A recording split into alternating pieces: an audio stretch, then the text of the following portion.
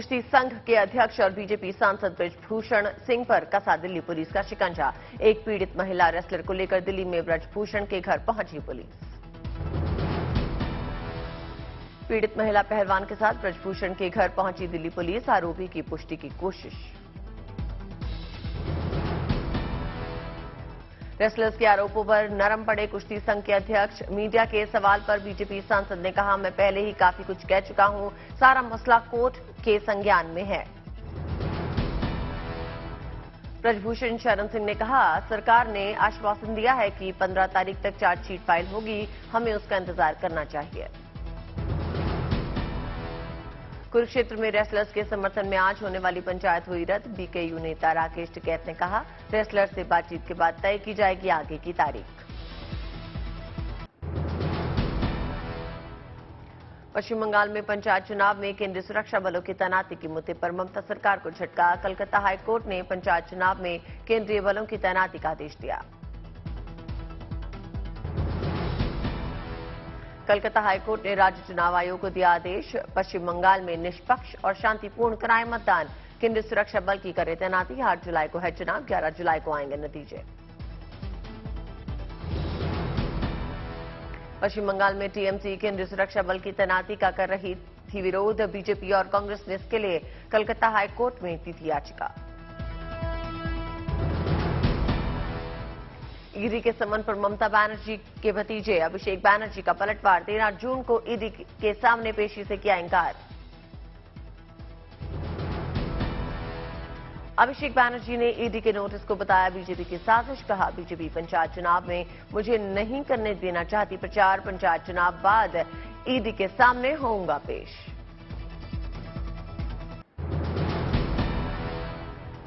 NCP supremo Sharad Pawar को मिली धमकी। एक वेबसाइट के जरिए दी गई है धमकी। एनसीपी सांसद और शरद पवार की बेटी सुप्रिया सुले ने मुंबई पुलिस से धमकी की शिकायत की। महाराष्ट्र के गृह मंत्री से की कार्रवाई की मांग। जान से मारने की धमकी मिलने पर बोले एनसीपी अध्यक्ष शरद पवार, मुझे कोई डर नहीं। शिवसेना नेता संजय राउत को भी मिली हत्या की धमकी। भाई सुनील राउत ने दी है जानकारी। सुनील राउत ने कहा, कल मेरे पास आया था फोन। अपराधी ने कहा, अपने भाई को समझा लो नहीं तो जान से मार देंगे।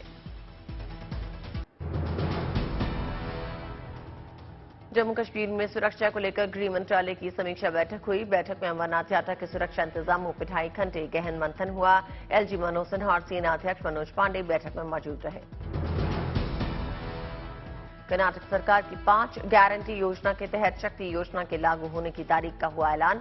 राज्य सरकार 11 जून से लागू करेगी शक्ति योजना। शक्ति योजना में महिलाओं को प्रदेश में मिलेगी निःशुल्क बस सेवा। योजना का लाभ ट्रांसजेंडर्स को भी मिलेगा। कर्नाटक में कांग्रेस सरकार कल्याण क्षेत्र के विकास के लिए बोर्ड को जारी धन की जांच कराएगी। 5 सदस्यीय कमेटी का गठन हुआ है। 15 दिनों में कमेटी जांच रिपोर्ट सौंपेगी। दिल्ली विश्वविद्यालय में अब सावरकर पर छिड़ा घमासान। डीयू के कोर्स में इकबाल की जगह सावरकर को लाने की तैयारी। मिशन 2024 के लिए बीजेपी की तेज हुई तैयारी। पार्टी अध्यक्ष जेपी नड्डा ने दिल्ली बीजेपी दफ्तर का शिलान्यास किया। जेपी नड्डा का विपक्ष पर हमला। कहा, लेफ्ट भी कांग्रेस से मिला रही है हाथ। विरोध में सब एक साथ हो रहे हैं। मैं बाकी पार्टियों की क्या बात करूं? अब तो कम्युनिस्ट पार्टी भी कांग्रेस से हाथ मिलाकर के बीजेपी से लड़ने को तैयार हो रही है, यानी वैचारिक शून्यता की ओर जा रही है। लेकिन हमारी पार्टी एक आइडियोलॉजिकल बेस्ड विचारों पर खड़ी पार्टी है। बीजेपी अध्यक्ष का दिल्ली के सीएम केजरीवाल पे भी निशाना। कहा, दिल्ली को अरविंद केजरीवाल ने ब्लैक स्पॉट बना दिया। केंद्रीय मंत्री स्मृति ईरानी ने साधा राहुल गांधी पे निशाना। कहा, ये कैसी मोहब्बत है जो सिखों का नरसंहार करे।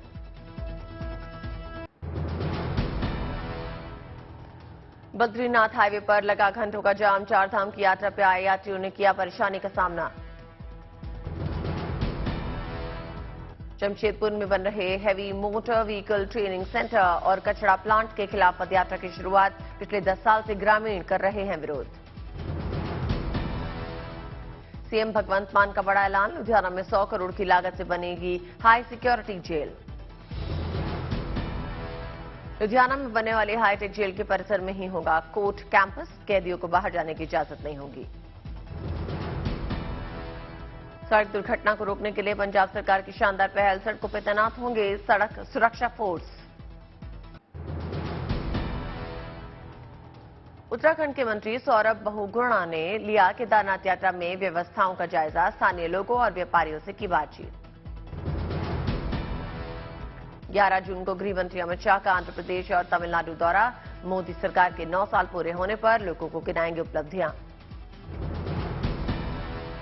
दिल्ली के आर्यभट्ट कॉलेज पहुंचे विदेश मंत्री एस जयशंकर, छात्रों को किया संबोधित। हरिद्वार में सीएम पुष्कर सिंह धामी व्यापारियों के साथ महासंपर्क अभियान में शामिल होकर करेंगे संवाद।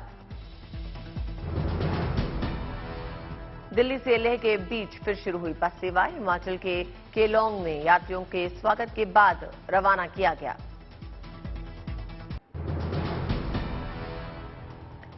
जोशीमठ नगर पालिका होगा वाइब्रेंट विलेज योजना में शामिल, शहर में पर्यटन स्थलों पर होगा पार्किंग और हाईटेक शौचालय का विकास।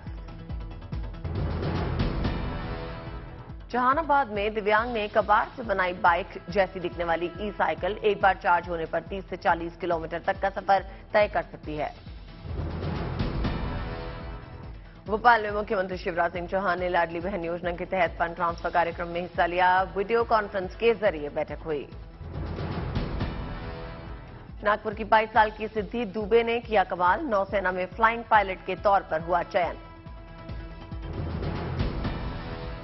इंदौर की 3 साल की वियांशी बाहोती ने बनाया विश्व रिकॉर्ड, सबसे कम उम्र में हनुमान चालीसा पढ़ रिकॉर्ड किया अपने नाम। लखनऊ से रोजगार के मुद्दे पर आई गुड न्यूज, 7,182 हेल्थ वर्कर्स को सीएम योगी ने बांटे नियुक्ति पत्र। संगरूर में सीएम भगवंत मान ने जेल वार्डन को बांटे नियुक्ति पत्र, बेहतर कार्य करने वाले जवानों को भी किया सम्मानित। इटावा में स्वास्थ्य विभाग ने जिला प्रशासन ने 68 एएनएम हेल्थ वर्कर्स को बांटे नियुक्ति पत्र, चेहरे पर दिखी खुशी।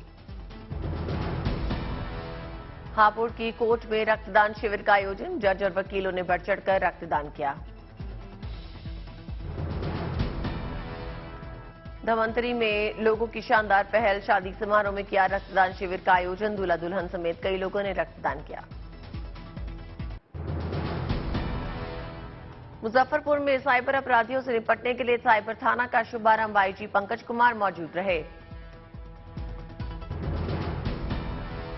पटना रेलवे स्टेशन पर खुला cyber police station, rail SP Amritendu Shekhar Thakur ने उद्घाटन किया। साइबर अपराध को रोकने के लिए लखीसराय में खुला साइबर थाना, एसएसपी अवकाश कुमार ने किया शुभारंभ।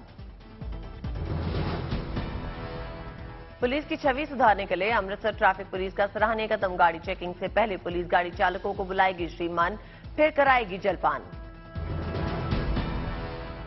महाराष्ट्र सरकार की महिलाओं को आत्मनिर्भर बनाने की शानदार पहल, नासिक मंडल में पहली बस चालक बनी माधवी सावले।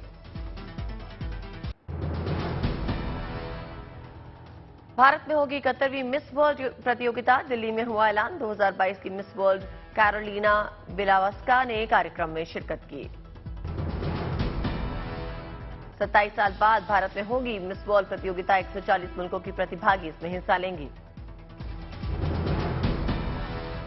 मिस वर्ल्ड 2023 में Australia, Denmark, Thailand, Croatia, Lebanon और भारत समेत कई देश शामिल होंगे। अक्टूबर में दिल्ली में होगी ये प्रतियोगिता। आसनसोल में गोल्ड मेडलिस्ट का भव्य स्वागत हुआ, जर्मनी में निशानेबाजी में अभिनव शॉ ने जीता गोल्ड मेडल।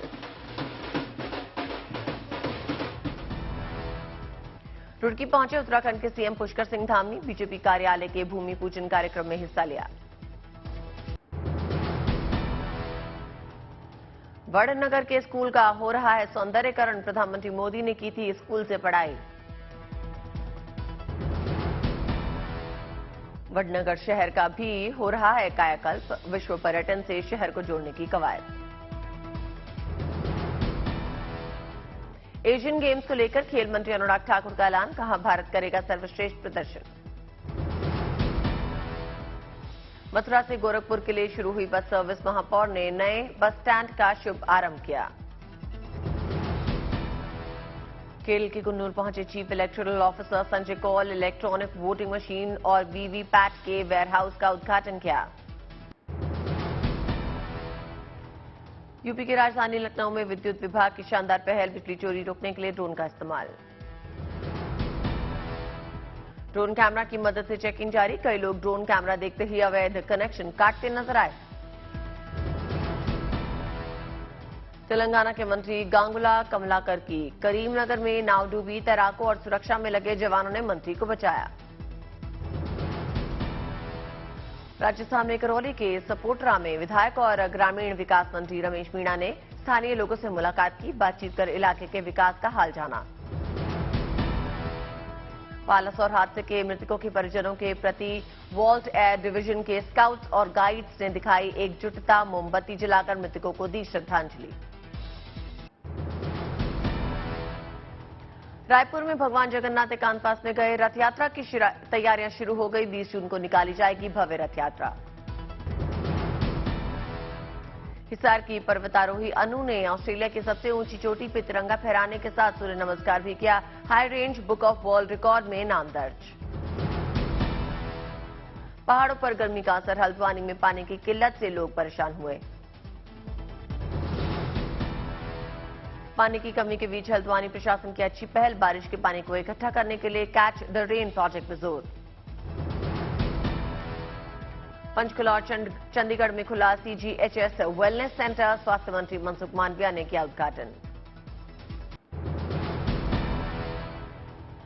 भोपाल में महापंचायत का आयोजन, पूर्व सीएम कमलनाथ ने कार्यकर्ताओं को संबोधित किया। पाली में गांव की पहाड़ी पर बैठा नजर आया तेंदुआ, कैमरा में कैप्चर हुई तस्वीरें। पाली में लगाया गया सोलर ट्री, सोलर प्लांट के मुकाबले ये ट्री लेते हैं बहुत कम जगह। पंजाब में सरहद पार से फिर नापाक कोशिश, बीएसएफ के जवानों ने बरामद की नशे की खेप। अमृतसर में मिला पाकिस्तानी ड्रोन, तलाशी लेने पर मिला करीब 5 किलो ड्रग्स। चैट जीपीटी के सीईओ ऑल्टमन ने प्रधानमंत्री मोदी से मुलाकात की, भारत में एआई समाधानों को तेजी से अपनाने, एआई के रेगुलेशन से जुड़े मुद्दों पर चर्चा हुई। यूरोप की मंदी भारत में कारोबार और रोजगार पर डालेगी असर, भारत में कानपुर के चमड़ा उद्योग से लेकर सहारनपुर के वुड कार्विंग कारोबार पर पड़ सकता है असर। आरबीआई के नोट वापस लेने के ऐलान के बाद से अब तक 1 करोड़ 80 लाख रुपए के नोट बैंकों में लौटे, 30 सितंबर तक की समय सीमा तक ज्यादातर नोट वापस आने की उम्मीद। विकास की रफ्तार होगी तेज, विशेषज्ञों का मानना, वैश्विक चुनौतियों के बावजूद भारत में निवेश का माहौल बेहतर रहेगा। आईटी सेक्टर में सुस्ती की आशंका के बावजूद सर्विस निर्यात में बढ़ोतरी, अकाउंट सहित अन्य क्षेत्रों से आ रहा है काम। 15 जून को वाणिज्य और उद्योग मंत्रालय सर्विस निर्यात का आंकड़ा करेगा जारी। डिजिटल मुद्रा यानी सीबीडीसी क्यूआर कोड को यूनिफाइड पेमेंट इंटरफेस यानी यूपीआई के साथ इंटरऑपरेबल करने की योजना में आरबीआई लेनदेन को आसान बनाने में करेगा मदद। बॉन्ड और सस्टेनेबिलिटी लिंक्ड बॉन्ड के जरिए $2 अरब का फंड जुटाने की योजना में अदानी ग्रुप लोन्स को बॉन्ड से जुटाए फंड के साथ रिप्लेस करना चाहता है ग्रुप। ट्विटर के बाद अब मेटा भी वेरीफाइड अकाउंट के लिए लेगी हर महीने 699 रुपए, मोबाइल की जगह लैपटॉप पे इंस्टा, फेसबुक का अकाउंट वेरीफाइड कराने के लिए लगेगा चार्ज। सिला ने 2023-2024 में 750 करोड़ रुपए के रेवेन्यू को पार किया, कर्मचारियों की संख्या में 10,000 से ज्यादा की वृद्धि की। वेदांता सेसा गोवा ने गोवा में सभी आईटी में तकनीकी पाठ्यक्रमों में दाखिला लेने वाली पहली 100 महिलाओं के लिए स्कॉलरशिप का ऐलान किया। गोवा में साई नर्सिंग संस्थान को वित्तीय सहायता दी।